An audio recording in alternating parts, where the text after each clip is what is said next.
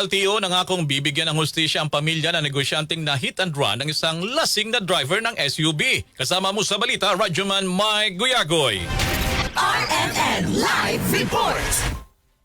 Nangako si LTO Chief Assistant Secretary Marcos Lacanilao na mabibigyan ng hustisya ang pamilya ng biktima na hit and run sa Cebu.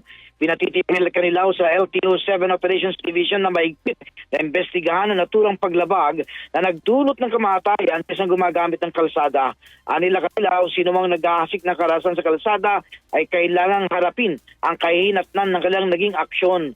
Nagip sa CCTV na bago nangyari ang hit and run ay makikita pang pasuray-suray na naglalakad ang driver ng SUV habang naalalayan ng kanyang mga kasama patungo sa kanyang sasakyan.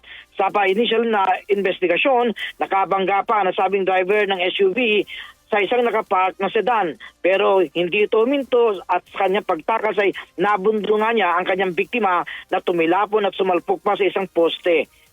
Nasukol naman ang driver na mawalan ng kontrol at bumiliktad patagilid ang kanyang sasakyan. Kasama mo sa DZXL RMN Manila, Radyoman Mike Guyagoy Tatak, RMN.